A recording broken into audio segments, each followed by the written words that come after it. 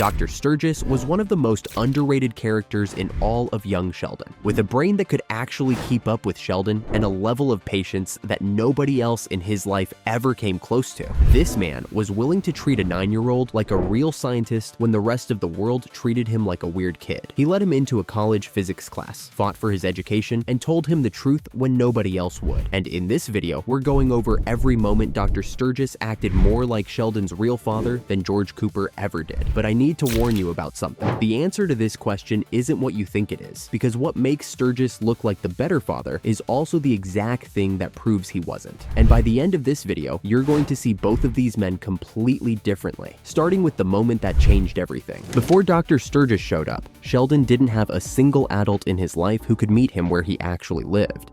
George loved him, Mary protected him, and Meemaw spoiled him. But none of them could sit across from Sheldon and actually talk about the stuff his brain cared about most. They could support him from the outside, sure, and they did, but they couldn't get inside the thing that made him who he was.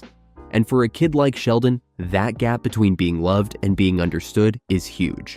Because when you're the smartest person in every room you walk into, and you're 9 years old, love isn't really the thing you're hungry for. What you're hungry for is someone who doesn't look at you like you're speaking a foreign language every time you open your mouth. Someone who gets it, and that's exactly what Sturgis gave him. Their connection didn't even start in a classroom. It started through letters.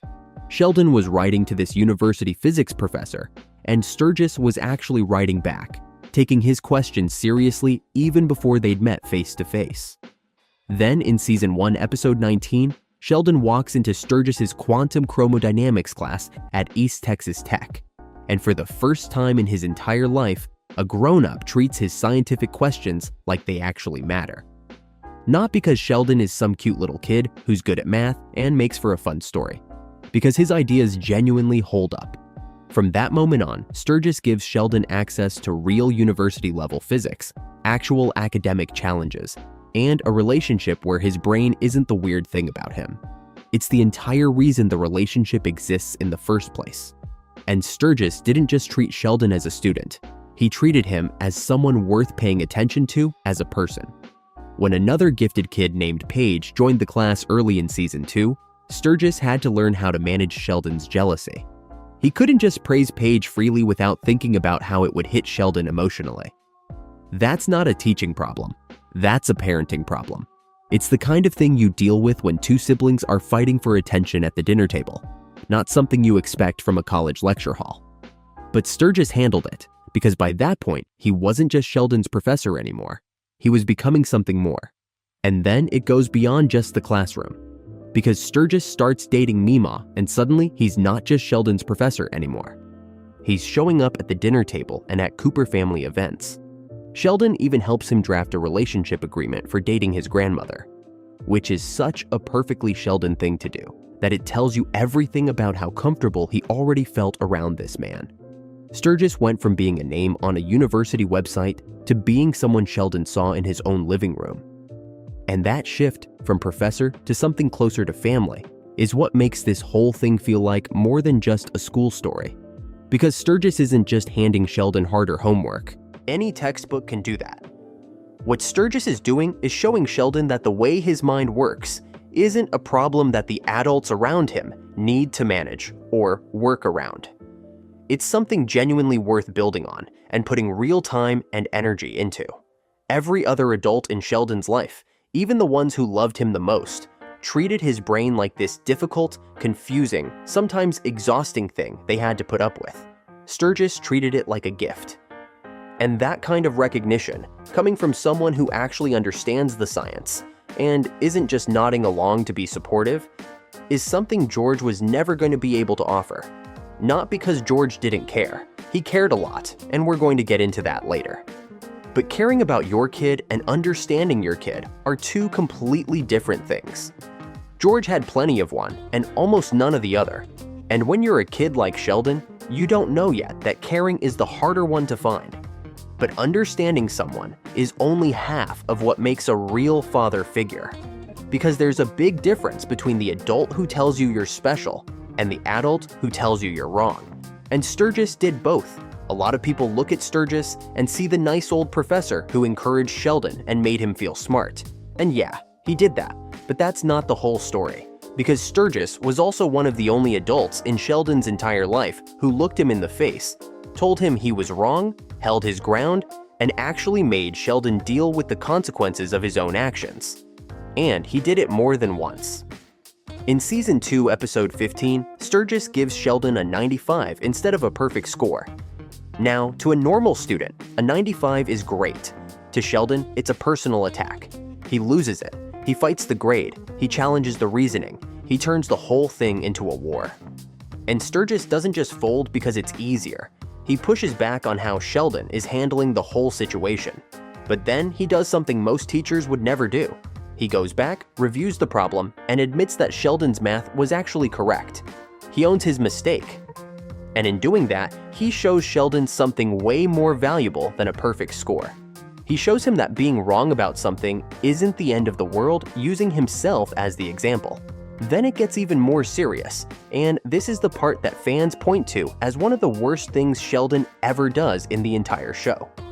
Later on, Sheldon helps find a real mistake in one of Sturgis's own research papers, and Sturgis does the right thing.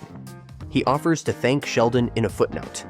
A reasonable response from a professor who was grateful for the help, but who did all the actual research himself.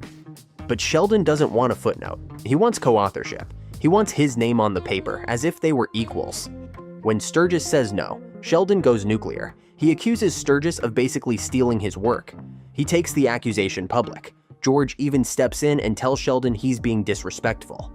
And Sturgis's response? He doesn't scream. He doesn't guilt trip him. He removes Sheldon from his class entirely. Done. Line drawn.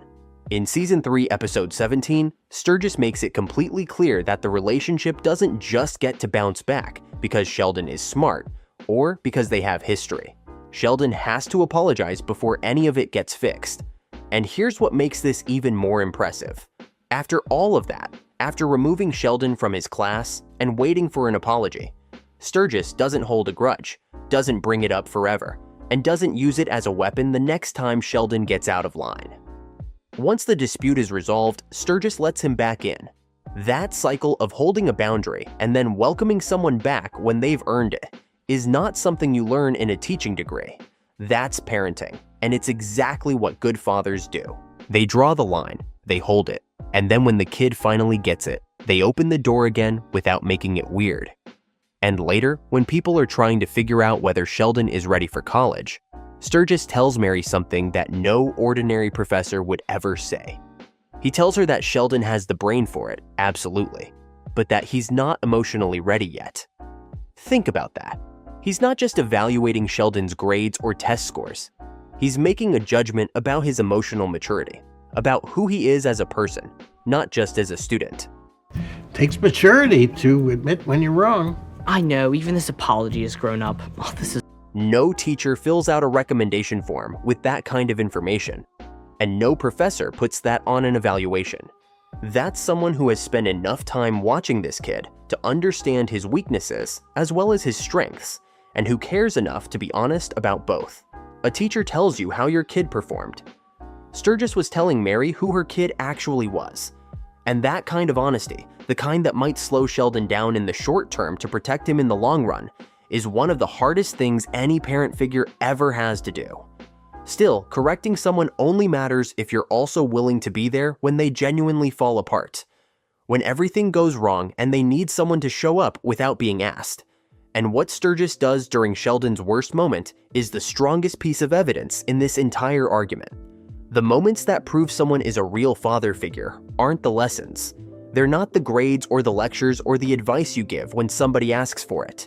They're the moments when everything collapses and you show up anyway, without being asked, without being told, without anyone expecting you to. You just go. And Sturgis does this more than once throughout the show. In Season 6, Episode 15, Sheldon's grant database project fails. This is a big deal. But my database failed. Failure only means something if you quit. It's not a bad test score. It's a major public failure on something Sheldon had poured real work into. And while everyone else in his life is processing the situation in their own way, Sturgis is the one who actually goes out looking for Sheldon. He finds him, brings him back to his office, and just sits with him. And he doesn't give him some speech about how everything happens for a reason, or how failure builds character. He just tells him to keep working, to try different approaches, and to keep pushing until something makes sense. That's it. No big motivational moment. Just a man showing a kid that the response to failure is more work, not less. And that's not the only time Sturgis goes out of his way. Later that same season, he finds out about a summer physics program in Heidelberg, Germany, and he brings it directly to Sheldon. He can't go with him. The university won't pay for the trip. There's nothing in it for Sturgis at all. But he makes sure Sheldon knows the opportunity exists and helps open the door for him anyway. And going back even further, toward the end of season 3, when the entire Cooper family is in a full-blown war about whether Sheldon should start college, Sturgis does something a professor would never normally do. He goes directly to Mary and asks her to let Sheldon use his abilities. He promises her that he'll look after Sheldon on campus. He puts his own word on the line, not because it's his job, because he believes in this kid and he's willing to be personally responsible for what happens next. None of this was required of him. A professor's job ends when the class ends. You don't chase down a teenager after his project falls apart. You don't pitch a kid's mom on letting him skip ahead in life. You don't promise to personally watch over a student like he's your own. But Sturgis did all of it. And he did it during a stretch of his life when his own world was falling apart. Because somewhere in the middle of all this mentoring, Sturgis himself had a serious psychological breakdown. He ended up in a hospital. When he came out, he broke up with Mima because he was terrified that another episode would put her through too much pain. He quit his stable job at the university to work at a super collider. After getting fired from that, he ended up bagging groceries at a grocery store. I wanted to tell you in person, but I was afraid you'd be upset. His career, his relationship, his mental health, all of it crumbled. And during that time, Sheldon felt the loss hard. Without Sturgis around, he couldn't find enough academic challenge to fill the gap. The show literally shows you a version of Sheldon's life where Sturgis isn't in it, and it's noticeably worse. Sheldon even tries to convince Sturgis to come back to the university later on, because he can see that Sturgis is wasting his potential working a job that has nothing to do with science. That's not how a student talks about a professor. That's how a kid talks about someone he needs in his life. And still, when Sheldon needed him, Sturgis came back, every time. He didn't let his own problems become an excuse to step away from Sheldon's life. He kept choosing to be involved in ways that cost him real time, real energy, and real emotional risk, even when he had almost nothing left to give. George had to show up. He was Sheldon's father. That was the deal. It was built into the job, and there was no walking away from it. But Sturgis didn't have to show up for any of it. He chose to. And he kept choosing to, even when his own life gave him every reason to stop.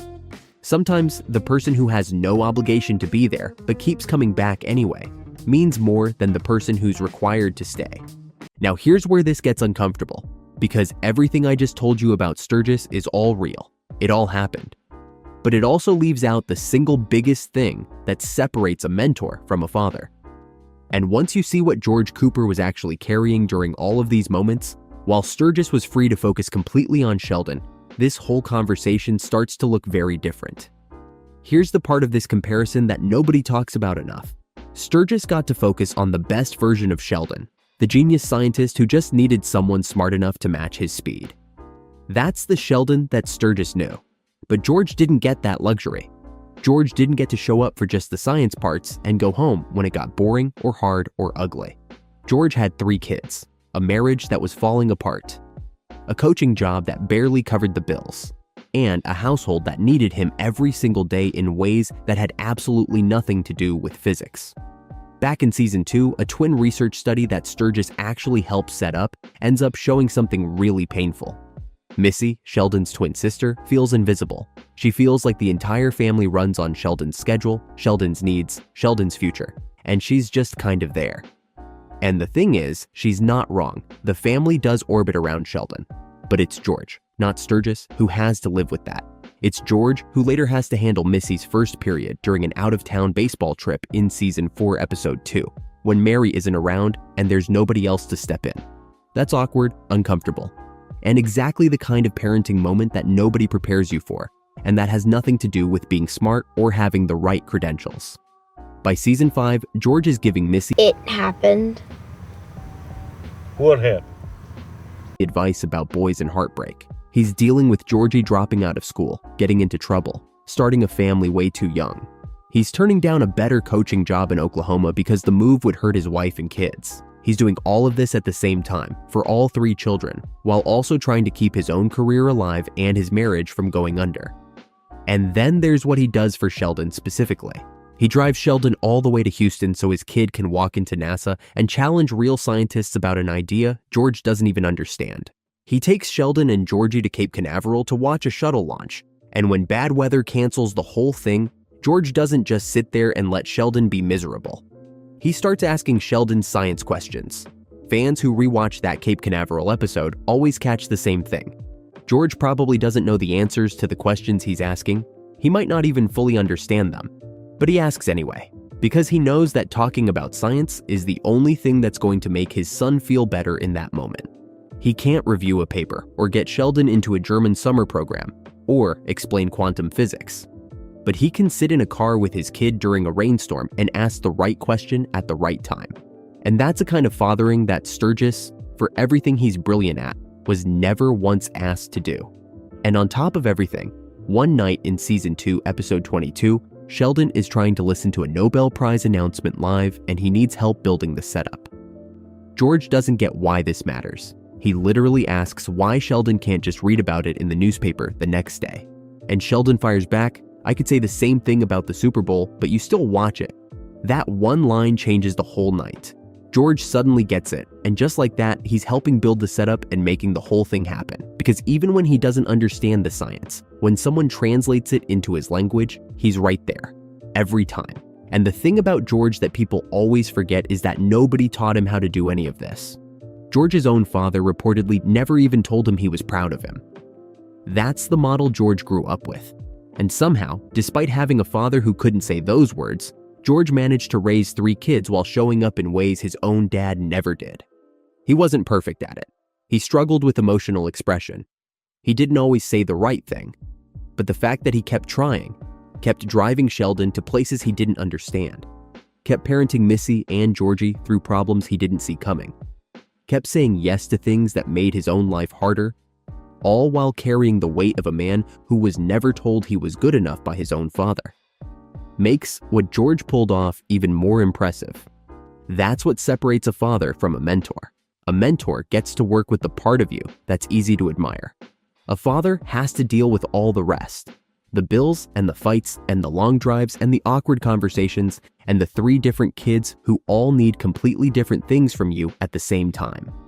Sturgis never had to feed Sheldon, clothe him, pay for his life, discipline him at home, protect him from the world, or split his love and attention across 3 kids who were all struggling in their own way.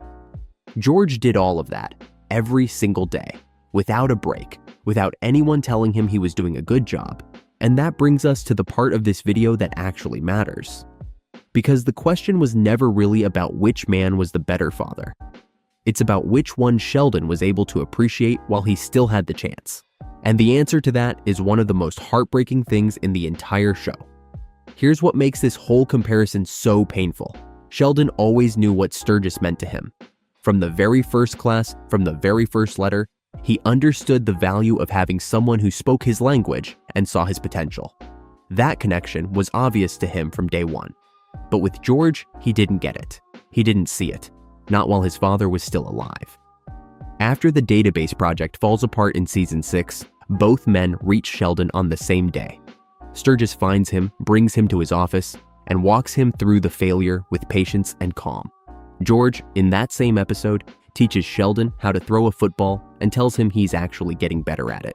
2 completely different languages of love, happening on the same day, aimed at the same kid. And if you watch that episode closely, you can see the whole problem with this comparison laid out in a single afternoon. Sturgis gives Sheldon the thing he knows he needs, the scientific encouragement, the intellectual comfort, the reassurance that failure doesn't erase talent. And Sheldon responds to Sturgis right away, because that's the kind of care his brain is built to recognize. Someone explaining something and matching his speed at the same time. That clicks instantly. But then there's George standing in the yard tossing a football with his kid who has never been good at anything physical. And when Sheldon actually makes a decent throw, George tells him so. That's it. No lecture or deep lesson behind it, just a dad and his kid doing something simple together. And Sheldon barely registers it. Because George's version of love, the physical skill, the simple praise, the quiet act of spending time together on something that has nothing to do with Sheldon's genius, that version doesn't land right away. It takes years, and by the time Sheldon finally understands what those moments meant, it's far too late to say thank you. He said, "See y'all later." And I said nothing. The show makes this painfully obvious after George dies at the end of Season 7. In the funeral episode, Season 7, Episode 13, Sturgis comes to Sheldon, offers his support, tries to be there for him the same way he always has been. And Sheldon barely responds. He doesn't push Sturgis away because the mentorship stopped mattering. He pushes him away because in that moment, the only person on earth he wants to talk to is the one person he can never talk to again. He keeps replaying his last ordinary morning with his father. Not a big moment or a breakthrough or a graduation, just a normal morning where nothing special happened. A morning he barely noticed at the time because he thought there would be thousands more just like it. And the adult narrator, looking back from years in the future, says it directly. "So many times that I didn't notice my father. I hope he knew how much I loved him." That's the line that rewrites everything. Because it tells you that Sheldon spent his whole childhood understanding exactly what Sturgis gave him, and he spent his entire adult life wishing he'd understood what George gave him at the same time. And it wasn't just Sheldon who felt that loss. After George died, Georgie stepped up and took responsibility for Mary and Missy, while Sheldon went off to pursue his academic career. The entire family structure that George had been holding together by himself for years suddenly became Georgie's problem. That's how much weight George was carrying. The second he was gone, it took another person's entire life to fill the gap he left behind. And then, years later in The Big Bang Theory, when Sheldon is a fully grown man working on a real theory with Amy and they hit a wall they absolutely cannot get past, something happens that changes the way you see this whole story. Sheldon finds an old videotape. It's George, years ago, giving a football speech to his team. Just a high school coach talking to a bunch of teenagers about not giving up when things go wrong. About getting hit, getting back up, and refusing to quit even when the scoreboard says you're losing. A football speech from a man who never understood a single equation Sheldon ever wrote. And somehow, those words, aimed at a completely different audience for a completely different purpose, help Sheldon push through a scientific problem that had stopped him cold. George Cooper helped his son do physics from beyond the grave. The man who could never speak Sheldon's language ended up speaking it anyway. He just wasn't alive to know it worked. Sheldon thanks his father in that moment, openly and sincerely. And it hits you like a wall because you realize this isn't a man who had a bad dad. This is a man who had a great dad and spent 20 years not knowing it. I really appreciate everything you've done for me. Coming back to work was just what I needed. So, was Dr. Sturgis a better father than George Cooper? If you're only talking about Sheldon's brain, about the part of him that needed to be challenged and corrected and matched by someone who truly understood the science, then yes. Sturgis gave Sheldon something George genuinely could not. He met him in the one place nobody else could reach. But fatherhood was never just about the part of your kid that's easiest to connect with. It's the whole kid. And it's the other kids. And it's the bills and the fights and the awkward conversations and the long drives to places you don't understand for reasons you can't follow.